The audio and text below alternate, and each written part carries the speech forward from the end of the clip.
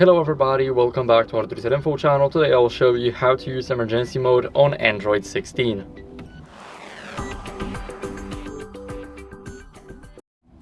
So first, what we need to do is hold the power button and the volume up button. We don't really need to hold it, just click it. Now go to emergency right here, and here we have our emergency mode.